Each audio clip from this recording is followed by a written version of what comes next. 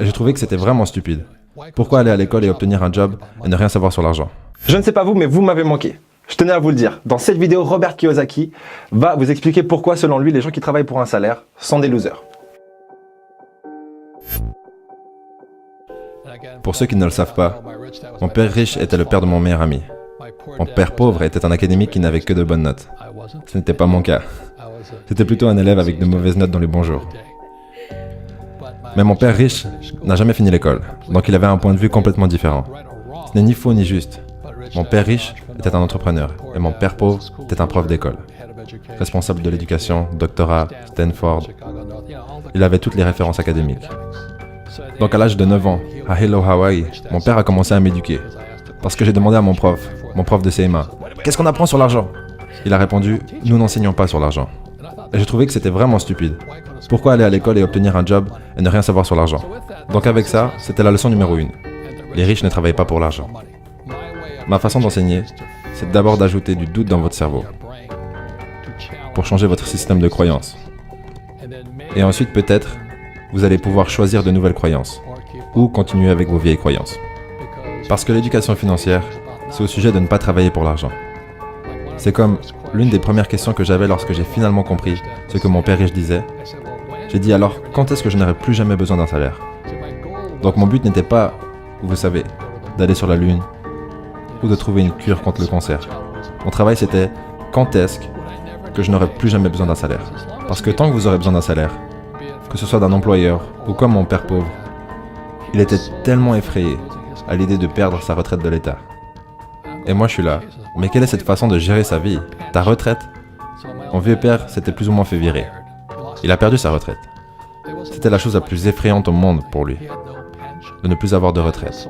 Après ça, c'était la sécurité sociale, ce qui est encore pire. Donc, c'est pour ça que mon but, lorsque j'avais votre âge, peut-être un peu plus âgé, aux alentours de 25 ans, j'ai dit, mon but est de ne plus jamais avoir besoin d'un salaire, de la part de qui que ce soit, y compris le gouvernement. Je ne veux pas d'assurance santé ou de sécurité sociale. Je disais, vous faites-le, moi je ne le ferai pas. Juste à cause de ceci, c'était la différence. Parce que je n'ai jamais voulu travailler pour l'argent, pour ensuite avoir besoin d'une retraite. Avec la situation économique actuelle, je dirais que l'une des pires choses à faire serait de trouver un travail, d'aller à l'école, trouver un travail, pour ensuite faire des petites économies et potentiellement acheter sa propre maison. Pourquoi? Parce qu'il y a deux gros problèmes dont j'aimerais vous parler. En réalité, il y a bien sûr bien plus que deux problèmes dans l'économie actuelle, mais c'est deux problèmes qui pourraient être intéressants pour commencer. Donc le premier problème, c'est que la génération Y, c'est probablement vous d'ailleurs, c'est les personnes qui sont nées entre 1980, je fais un effort, pas 80, mais 1980 et 2000.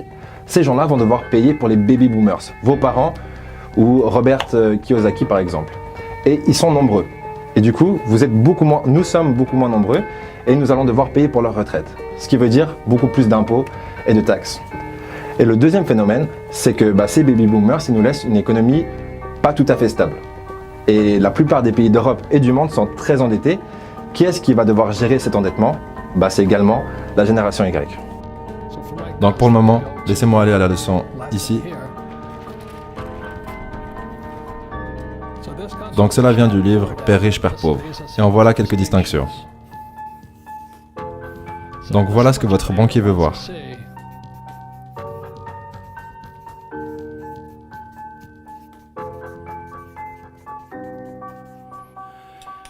Et fondamentalement, le problème que la plupart des gens font, c'est qu'ils vont à l'école pour obtenir un travail.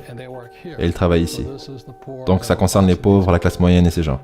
Et on en parlera tout à l'heure. Mais votre première ligne dans les dépenses, c'est les taxes.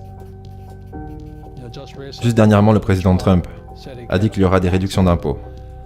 Il n'y avait pas de réduction d'impôts pour ces gens. Comme vous le savez, les règles sont toujours écrites pour les riches. Je n'ai pas écrit les règles. Vous pouvez être énervé envers moi, mais ce sont les règles. Les riches créent les règles d'or.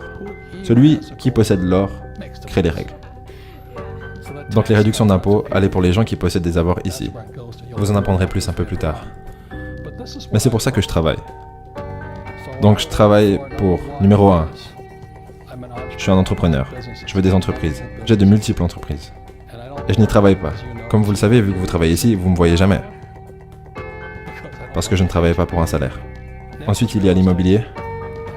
L'immobilier, c'est bien pour plusieurs raisons, à travers lesquelles nous passerons, mais la première raison, c'est les dettes. J'utilise beaucoup de dettes pour acheter mes biens immobiliers, et je ne paie pas de taxes. Voilà le lien à faire ici. Ensuite, c'est tout ce qui est papier. Et c'est les économies, les actions boursières, les fonds mutuels, les ETF. Je n'ai rien de tout ça. Je n'économise pas d'argent. Je ne joue pas avec ça. Mais c'est ce que la plupart des gens font. Aller à l'école, trouver un job, obtenir un troisième pilier, économiser de l'argent. Loser. Je fais ça juste pour vous énerver. Parce que peut-être vous y réfléchirez. Parce que je n'ai pas créé les règles. Mais ce sont les règles. Ces gens-là payent le plus de taxes. Et c'est ceux qui travaillent le plus. Et en dernier, il y a les commodités. 4 classes d'avoirs différents. Donc les commodités sont... Numéro 1, c'est l'or. 2, c'est l'argent, le pétrole, les terres, l'eau, la nourriture. Donc, c'est pour ça que je travaillais. Quand j'ai fini l'école, au lieu d'aller travailler pour un salaire et de travailler pour de l'argent, mon éducation devait aller au-delà d'obtenir un travail. Ce que j'avais un bon travail. Je devais maintenant... En fait, quand j'ai quitté l'école, la chose sur laquelle je me suis concentré en premier, c'était les commodités. En 1972, j'ai commencé à acheter de l'or. C'était illégal pour les Américains de posséder de l'or. Est-ce que vous pouvez imaginer ça? En 1972. Aujourd'hui, vous avez Bitcoin. C'est différent, ok? Tout change tellement rapidement de nos jours. Si vous souhaitez qu'on fasse un épisode prolongé sur l'économie actuelle, les risques que vous encourez en gardant votre argent sur un compte épargne et l'intégration de la blockchain, des crypto-monnaies et particulièrement Bitcoin, ce que je vous laisse faire, c'est un petit sondage. Cliquez sur le petit i, pendant que je vous parle, vous pouvez le faire, et laissez-nous savoir si ça vous intéresse ou pas. On ne le fait pas si ça ne vous intéresse pas, on le fait si ça vous intéresse. Et ensuite, je suis passé dans l'immobilier. Pourquoi? Parce que je peux utiliser des dettes pour acheter de l'immobilier. Et vu que j'utilise des dettes, je ne paie pas de taxes. Et en troisième, j'ai commencé mon business, mon premier vrai business. J'ai eu beaucoup de petits business étant jeune, mais mon premier vrai business, c'était un portefeuille de surfeurs en nylon et velcro. Et c'est devenu directement international. Le problème, c'était que j'étais un idiot. Donc le business est monté et il est redescendu. Ce qui m'a maintenu en vie, c'était ça et ça. Donc vous pourriez me dire, mais pourquoi tu ne travailles pas pour l'argent? Et on va répondre à ça après. Ce que je ne veux pas, c'est ce qu'on appelle un salaire. Je veux des entrées d'argent.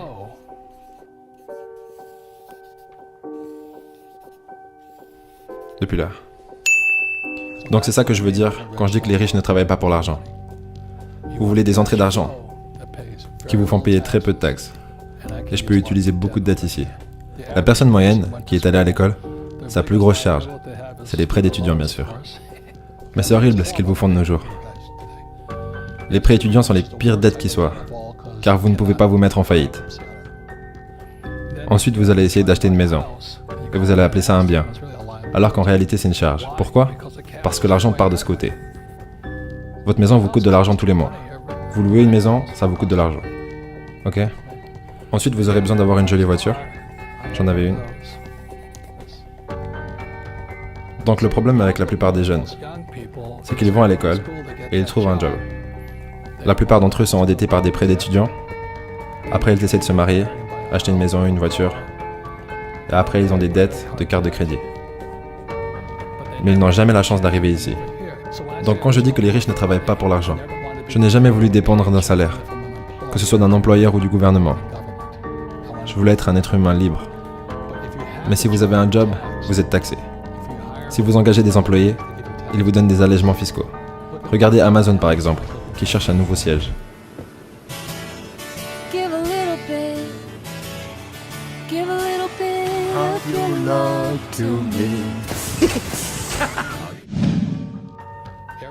Tous les gouvernements veulent leur donner un siège. S'il vous plaît, venez en Inde, s'il vous plaît, venez au Canada. Pourquoi? Parce qu'ils apporteront des employés. Et les employés payent des taxes. C'est la même chose avec Tesla. Je crois qu'ils ont reçu 50 milliards ou quelque chose du genre de la part de l'État du Nevada parce qu'ils apportent des employés. Je pense que l'un des plus gros dilemmes qu'on subit en tant qu'individu, c'est le choix entre la sécurité et la liberté. Mais les deux sont trop contradictoires pour les avoir les deux en même temps, en premier lieu en tout cas. Parce que soit vous allez profiter d'une sécurité sociale, par exemple, mais du coup vous n'allez pas être libre de vos actions, vous allez devoir agir et faire certaines choses, ou soit vous allez profiter d'une liberté totale, mais par contre le système ne va pas vous payer pour être libre. Et vous allez devoir créer votre propre valeur, vous-même et votre propre sécurité avec le temps. Ma question, peu importe, je parle trop, ma question c'est de savoir qu'est-ce qui vous aspire le plus, la liberté ou la sécurité, et de choisir l'un des deux et de ne pas rester au milieu parce que du coup vous allez être des hypocrites. Donc c'est pour ça que lorsque vos profs vous disent d'aller à l'école et de trouver un job, vous vous dites « Je pense que je vais penser un petit peu différent cette fois. » Mais vous aurez besoin d'un job. Mais vous voulez un job pour l'expérience. Voilà la différence. En ce moment, on pourrait parler de ça. Un autre problème, c'est Bitcoin, le dollar et l'or. Lequel est le meilleur? J'ai 5 trucs à vous dire, ça va aller très vite, vous savez pourquoi? Parce que j'en ai marre et j'ai chaud. Ok, premier point, si vous voulez connaître ma préférence entre le Bitcoin, l'or et l'argent, tout ce que vous avez à faire, c'est aller découvrir ma dernière publication Instagram. Deuxième point, les tirages au sort pour le concours Motivart avec 3 tableaux de motivation à gagner se feront parce qu'il y a 3 tirages au sort à la fin du prochain épisode.